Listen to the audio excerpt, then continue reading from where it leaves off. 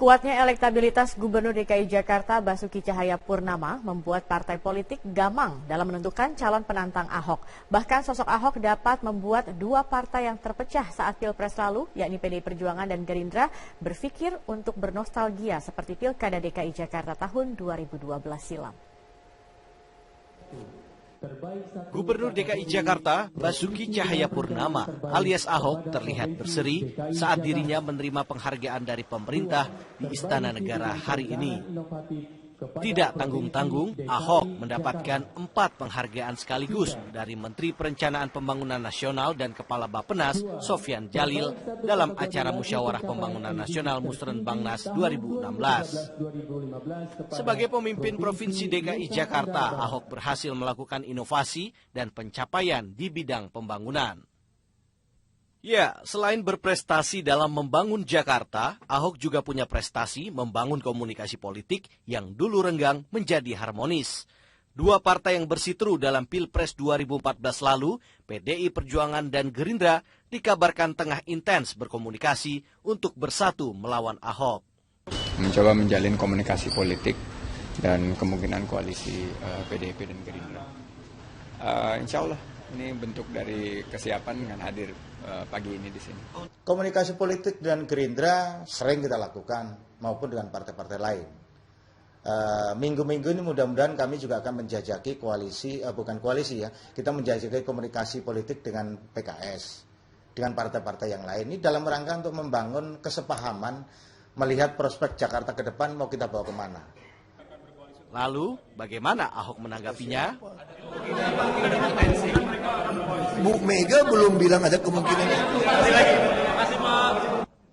Namun menurut pengamat, kerjasama politik antara PDIP dan Partai Gerindra akan sulit terwujud bila kedua partai berambisi menjadi parpol penguasa di pemilu 2019 nanti. Jelas survei mengatakan Ahok sangat kuat dari sisi elektabilitas, sehingga orang kemudian menggunakan logika sebaliknya. Kalau ingin mengalahkan Ahok, tentu saja dua partai besar yang ada di DKI harus bergabung. Dalam hal ini PDIP dengan Gerindra. Tapi kalau kita baca dari sisi kepentingan yang jauh lebih besar, saya meyakini sulit buat PDIP bergabung dengan Gerindra, karena harus dilihat pengalaman dari 2012, siapa yang bisa merebut Jakarta, dia kemudian juga berpeluang untuk bisa memenangkan pemilu di level nasional.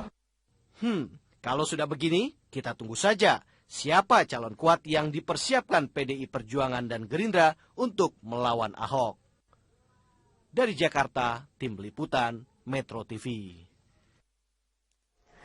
Integritas, kemampuan manajerial dan intelektualitas 26 bakal calon gubernur DKI Jakarta dari PDI Perjuangan diukur hari ini. Namun perlu diingat, lulus psikotes tidak menjamin seorang kandidat memperoleh tiket partai. Yusril Ihza Mahendra, Sandiaga Uno, Abraham Lunggana alias Lulung, hingga Hasnaini Muin yang dikenal sebagai wanita emas meramaikan bursa bakal calon gubernur DKI Jakarta dari PDIP. Keempat nama yang belakangan populer ini berbaur dengan puluhan bakal calon gubernur lainnya untuk mengikuti psikotes di kantor DPP PDIP. Psikotes ini diadakan untuk mengukur integritas, kemampuan manajerial, hingga aspek kepemimpinan. Namun, patut diingat, memperoleh nilai tinggi tidak menjamin seorang kandidat menjadi calon yang diusung PDIP.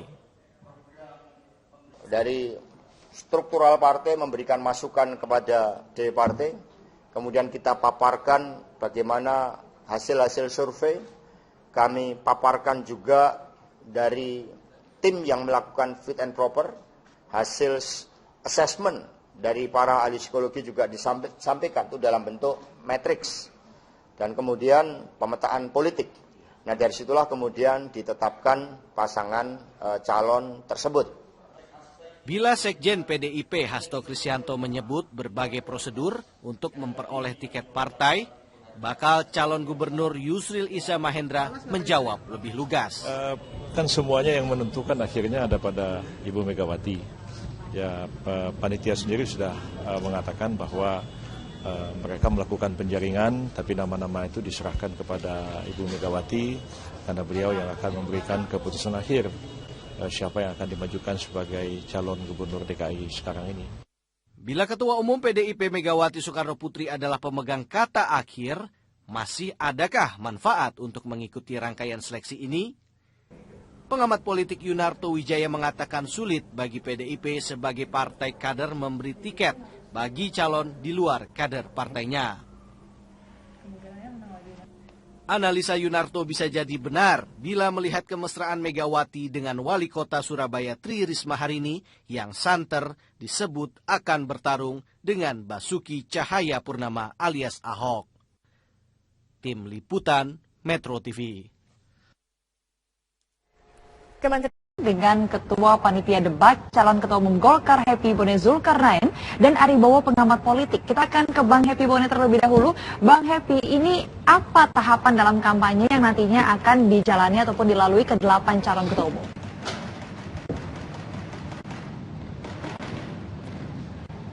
Ya, memang ini debat ini sebetulnya puncak dari kampanye ya, kampanye dari 8 calon tersebut. Nah, dalam debat ini kenapa kami kenapa kami mencoba membuat debat publik ini adalah ingin menjelaskan bahwa ketua partai itu sebetulnya bukan sekedar ketua partai politik saja gitu ya, tetapi ketua partai itu juga adalah merupakan figur publik. Jadi dari figur partai kita menjadikan figur publik. Nah, dari situ kemudian kita ingin menyampaikan bahwa setiap figur-figur ini dia itu adalah top manajemen partai, di mana pada akhirnya akan memperjuangkan aspirasi rakyat dan kemudian akan merumuskan semua aspirasi itu menjadi kebijakan. Dan publik harus mengetahui.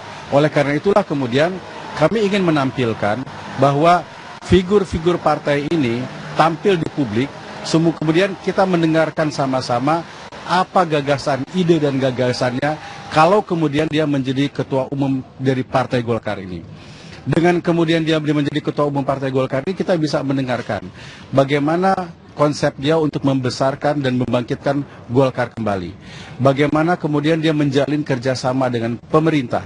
Dan kemudian bagaimana kemudian dia menjadi partai di mana betul-betul memperjuangkan suara Golkar itu adalah suara rakyat. Baik. Dan kemudian dengan demikian juga kita akan melihat bahwa ketua partai tersebut mau tidak mau akan mendapat catatan dari publik apa-apa saja yang pernah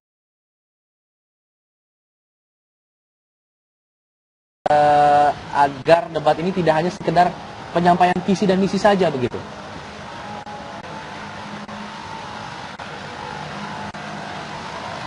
Ya, sudah pasti debat ini bukan cuma sekedar mengeksersis visi dan misi, ya. Tetapi juga debat ini juga akan memberikan satu penilaian kepada kader-kader, juga kepada publik tentang siapa ketua umum yang akan ditampilkan ini sebenarnya. Apa kemampuan dia? Bagaimana plan dia, ya? Bagaimana kemudian program-program yang akan dia tawarkan, dan kemudian mereka ini dipilih betul-betul secara demokratis. Sebagaimana yang diketahui Alpat ya, kita mempunyai 5 pilar untuk memperjuangkan atau untuk menseleksi ketua umum Partai Golkar ini. Pertama adalah harus konstitusional. Yang kedua itu ada rekonsiliatif, yang ketiga itu terbuka, ya, dan kemudian yang keempat itu bersih, ya, dan kemudian berkeadilan.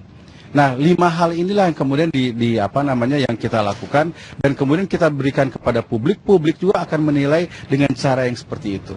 Baik, Bang, kita akan tanyakan ke Bang Aribowo. Anda sendiri bagaimana, Bang Aribowo, ini menilai debat yang diusung oleh Partai Golkar?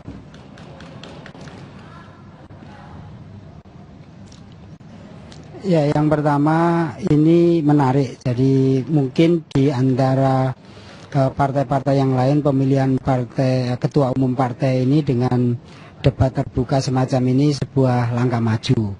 Sehingga dengan begitu kita berharap, tentu saja tadi yang dikatakan oleh Bang Happy Bone itu adalah yang terpilih itu adalah, ketua umum terpilih itu adalah ketua umum yang terbaik, artinya yang dipahami oleh masyarakat, diharapkan oleh masyarakat sebagai suatu sosok yang memang ideal untuk dititipkan aspirasi mereka. Kedua, di internal Golkar dia menjadi harapan semua dari partai itu untuk membangkitkan kejayaan Golkar kembali.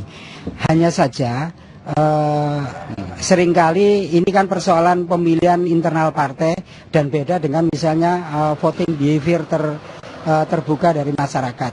Nah, itu kadang-kadang ketua umum ini dipilih bukan hanya karena kemampuan, misalnya membuat sebuah program 5 tahun akan datang, misalnya 10 tahun akan datang, kemudian sampai jangka panjang 15-20 tahun akan datang. Kadang-kadang ada orang yang sangat cerdas, orang yang sangat pintar, orang yang sangat sistematis membuat perencanaan semacam itu, tetapi dipersepsikan berbeda-beda dengan pemilik Golkar yang di daerah. Jadi kadang-kadang bisa saja orang-orang yang akan menang dalam debat tetapi tidak terpilih menjadi ketua umum karena itu semua kewenangannya pada suara-suara di daerah. Jadi karena itu pertama bergantung dari bagaimana kemampuan kandidat itu menyatukan antara pikiran-pikiran dia yang cerdas, lalu kemudian program-program yang dia yang cerdas, lalu visi untuk mengembangkan, membangkitkan kekuatan Golkar kembali di hadapan seluruh pemilih yang di daerah.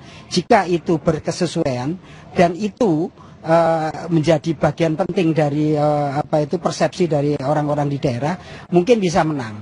Yang kedua juga saya lihat di dalam tradisi Golkar itu tidak hanya kecerdasan aja, tetapi juga bagaimana kemampuan mereka mengelola pikiran-pikiran yang di daerah, lalu komunikasi di daerah. Apakah yang banyak orang mengatakan itu dulu, sekarang ini kan kelihatannya mau mencoba untuk dibatasi dengan ada basis material.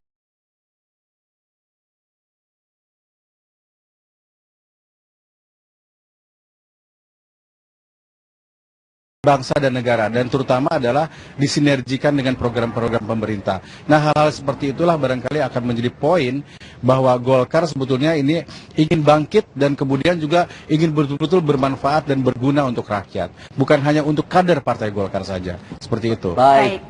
Terima kasih Bang Happy Boni Zulkarnain, selaku Ketua Panitia Debat di sana, dan juga Pak Ari Bowo selaku pengamat politik. Kita harapkan debat berjalan lancar nanti malam ya. Ya, saya jadi nggak sabar nih mau nonton debat terbuka. Ya, karena ini hal baru begitu. Betul, ya, pemilihan ketua umum ada debatnya. Nah, jangan lupa Anda untuk menyaksikan debat calon ketua umum Partai Golkar yang akan ditayangkan secara langsung di